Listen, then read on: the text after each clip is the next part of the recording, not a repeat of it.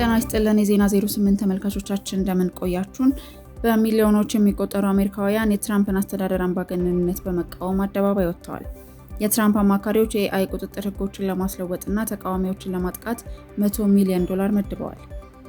በኢራን ውስጥም የኤሌክትሪክ መሰረተ ልማትና በሳውዲ የአሜሪካ ጦር ሰፈር ላይ የተሰነዘሩ ጥቃቶች ቀጠናው ወደ ከፋ ጦርነት እንዲያመራ አድርጎታል። ጅቡቲ የወደብ ክፍያ በዶላር እንዲሆንና የታሪፍ ጭማሪ ማድረጓ በኢትዮጵያ የኑሮ ውድነት ላይ ስጋትን ፈጥሯል። የዛሬ አበይት ዜናዎቻችን ናቸው። በቀጣዮቹ 8 ደቂቃዎችም የእነዚህን አበይት ዜናዎች ትንታኔ፣ አዳዲስ ክስተቶች፣ ኢኮኖሚ፣ ቴክኖሎጂና ሌሎች ጠቃሚ መረጃዎችን እናደርሳችኋለን። ፈጣን ዜና፣ ታማኝ መረጃ፣ ዓለምን በ8 ደቂቃ አብራችሁን ቆዩ።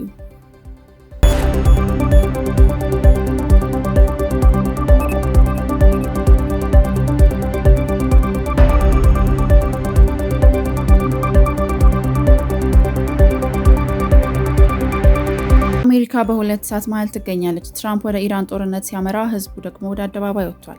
ከዋሽንግተን እስከ ኒውዮርክ፣ ከፓሪስ እስከ ለንደን የአሜሪካ አውራ ጎዳናዎች በሰው ባህር ተውጠዋል። እኛ የምንመራው በህግ እንጂ በንጉስ አይደለም የሚሉ በሚሊዮኖች የሚቆጠሩ ድምጾች የዋይት ሀውስን ግድግዳዎች ሲያንቀጠቅጡ ውለዋል። የትራምፕ አስተዳደር ወደ ኢራን በከፈተው በድንገተኛ ጥቃትና በሀገር ውስጥ በጨመረው ወታደራዊ እርምጃ አሜሪካ ዳግም እንዳትፈርስ ተሰግቷል።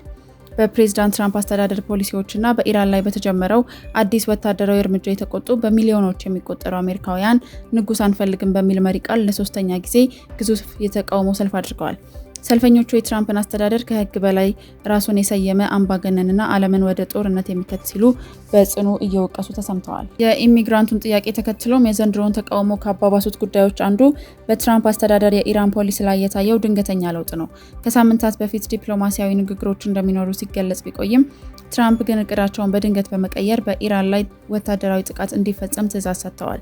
ኤፒክ ፈሪ በተሰኘው ኦፕሬሽን የአሜሪካና የእስራኤል ኃይሎች በኢራን የኒውክሌር ጣቢያዎችና ወታደራዊ ይዞታዎች ላይ ጥቃት መክፈታቸውን ተከትሎ አሜሪካውያን ሌላ አላስፈላጊ ጦርነት አንፈልግም በማለት በቁጣ ወደ አደባባይ ወጥተዋል። የተቃውሞ ዋነኛ ማዕከል የሆነችው በሚኒሶታ የሴንት ፖል ከተማ ናት። በጥር ወር በፌዴራል የኢሚግሬሽን ወኪሎች የተገደሉትን የሁለት አሜሪካውያንን ሬኒ ኒኮል ጉድ እና አሌክስ ፕሬቲን ሞት ተከትሎ ቁጣው አይሏል።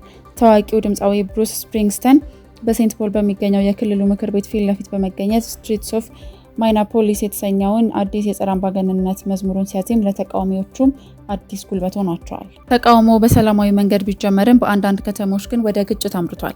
በሎስ አንጀለስ አመፀኞች የተባሉ ተቃውሞዎች የፌዴራል ህንፃን በመክበባቸው ፖሊስ ሰልፈኞቹን ለመበተን ገዳይ ያልሆኑ የተባሉ መሳሪያዎችን ተጠቅሟል። በዳላስም በተቃራኒ ሰልፈኞችና በኖ ኪንግስ አባላት መካከል መጠነኛ ግጭት ተፈጥሯል። የዋይት ሀውስ ቃል አቀባይ ተቃውሞውን የትራምፕ የአእምሮ መቃወስ ህክምና ክፍለ ጊዜ ሲሉ አጣጥለውታል።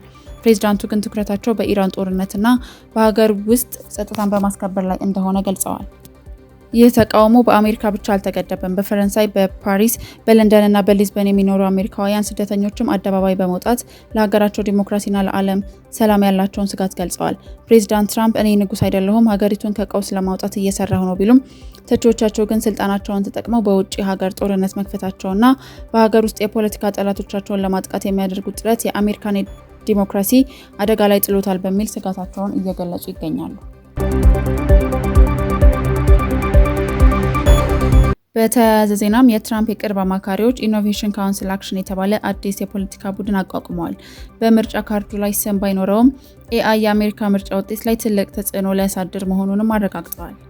የኤአይ ኩባንያዎች በፈለጉት ፍጥነት እንዲያድጉና በተለያዩ ግዛቶች የሚወጡ ጥብቅ የቁጥጥር ህጎች እንዲታገዱ ግፊት ማድረግ ላይ ናቸው። ቡድኑ የኤአይ ቁጥጥር ህጎችን ለመቃወም ማቀዱ ቴክኖሎጂው ያለበቂ ጥንቃቄ፣ ለምሳሌ የሰዎችን ግላዊ መረጃ ከመጠበቅ ወይም የሐሰት መረጃን ከመከላከል አንጻር እንዲሰራጭ መንገድ ሊከፍት ይችላል። እንዲሁም ድርጅቱ የገንዘብ ለጋሾቹን ስም ይፋ የማድረግ ግዴታ የለበትም። ይህም የትኞቹ ቢሊዮነሮች ወይም የቴክኖሎጂ ተቋማት የሀገሪቱን ፖሊሲ በገንዘባቸው እየቀየሩ እንደሆነ ለማወቅ አስቸጋሪ ያደርገዋል። ኤአይ ከዚህ ቀደም የሁለቱንም ወገኖች ሪፐብሊካንና ዲሞክራት የጋራ አጀንዳ ነበር። አሁን ግን እንዲህ ያለ የትራምፕ ደጋፊ ቡድን መቋቋሙ የቴክኖሎጂው እድገት በፖለቲካ ልዩነት ሳቢያ እንዲስተጓጎል ወይም ለአንድ ወገን ጥቅም ብቻ እንዲውል ሊያደርግ ይችላል። ቡድኑ ለኤአይ ኩባንያዎች ነፃነት ሲከራከር ቴክኖሎጂው በሰዎች ስራ ላይ ሊያመጣ የሚችለውን ተጽዕኖ ችላ ሊለው ይችላል የሚል ስጋት አለ። የትራምፕ አማካሪዎችም የኤአይ ቁጥጥር ህጎችን ለማስለወጥና ተቃዋሚዎችን ለማጥቃት $100 ሚሊዮን መድበዋል። ይህ $100 ሚሊዮን የሚፈስበት እንቅስቃሴም AI ቴክኖሎጂ ተራማጅነትን አልፎ ወደ ፖለቲካዊ የኃይል መሳሪያነት እየተቀየረ መሆኑን የሚያሳይ ትልቅ ምልክት ነው። የመካከለኛው ምስራቅን ጦርነት ተከትሎም በኢራን የኤሌክትሪክ መቆራረጥ ተከስቷል። በኢራን ዋና ከተማ ቴሄራን እና በተለያዩ የሀገሪቱ ክፍሎች ከፍተኛ የኃይል መቆራረጥ መከሰቱ ተዘግቧል። የሀገሪቱ ኢነርጂ ሚኒስቴር እንዳስታወቁት ይህ የኤሌክትሪክ መቆራረጥ የተከሰተው በኃይል ማመንጫ መሰረተ ልማቶች ላይ በተሰነዘረ ጥቃት ነው። በዋና ከተማዋ ቴሄራን ከፍተኛ የፍንዳታ ድምጾች የተሰሙ ሲሆን በመካከለኛው ኢራን በምትገኘው ኢስፋሃን ከተማ የሚገኝ አንድ ዩኒቨርሲቲ በዚህ ሳምንት መጨረሻ ለሁለተኛ ጊዜ የጥቃት ኢላማ መሆኑን የሀገሪቱ መገናኛ ብዙሃን ዘግበዋል። እስራኤልን በበኩሏ በደቡባዊ እስራኤል በሚገኝ አንድ የኢንዱስትሪ መንደር በኢራን ጥቃት ምክንያት ተቀስቅሶ የነበረው ከፍተኛ የእሳት አደጋ በቁጥጥር ስር መዋሉን ገልጻለች። ባለስልጣናቱ ቀደም ሲል በአካባቢው አደገኛ የኬሚካል ፍሰት መኖሩን አስታውቀው የነበረ ቢሆንም አሁን ላይ ስጋቱ መቀነሱን አረጋግጠዋል። በሳውዲ አረቢያ በሚገኝ የአሜሪካ ጦር ሰፈርም አንድ የአሜሪካ የጦር ጀት ከፍተኛ ጉዳት ደርሶበት የሚያሳዩ ትክክለኛነታቸው የተረጋገጡ ፎቶግራፎች ወጥተዋል። ይህ ክስተት በአካባቢው ያለውን ወታደራዊ ውጥረት ይበልጥ አሳስቦታል። የኢራን ፓርላማ አፈ ጉባኤ በሰጡት መግለጫ የአሜሪካ እግረኛ ጦርን እሳት አዘንብባቸዋለሁ እየጠበቅኳቸው ነው ሲሉ ገልጸዋል። ይህ መግለጫ የወጣው አሜሪካ 3500 ወታደሮችን እና ዩኤስኤስ ትሪፖሊ የተባለችውን የጦር መርከብ ወደ ቀጠናው መላኳን ካስታወቀች በኋላ ነው። በሊባኖስ መዲና ቤይሩት በደቡባዊ ክፍል በእስራኤል የአየር ጥቃት ለተገደሉ ሊባኖሳውያን ጋዜጠኞች የቀብር ስነስርዓት ተፈጽሟል። በመቶዎች የሚቆጠሩ ሰዎች በተገኙበት በዚህ ስነስርዓት ላይ ጥቃቱ ጋዜጠኞችን ሆን ብሎ ያነጣጠረ ነው በሚል ከፍተኛ ተቃውሞ ተሰምቷል።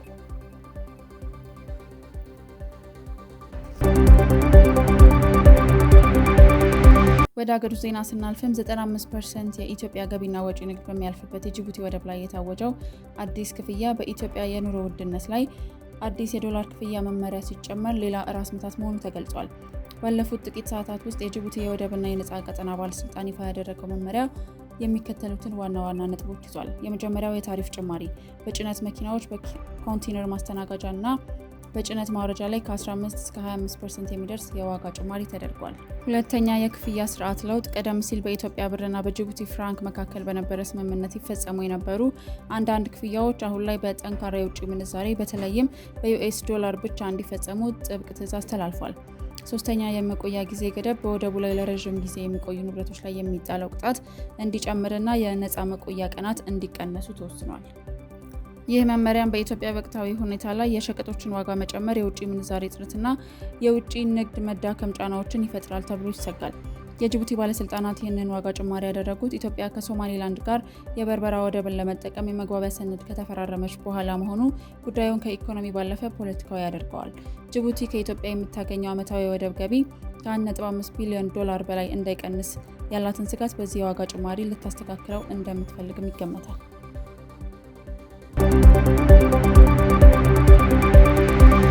የዛሬው የዜና 08 መረጃዎቻችን ይህንን ይመስሉ ነበረ። በየዕለቱ ወቅታዊ የሆኑ ዜናዎችን ለማግኘት የዩቲዩብ ገጻችንን ሰብስክራይብ ያድርጉ። እንዲሁም በፌስቡክ እና በቲክቶክ በፈለጉት አማራጭ ያገኙናል። ፈጣን ዜና፣ ታማኝ መረጃ፣ ዓለምን በ8 ደቂቃ። ዜና 08 እናመሰግናለን።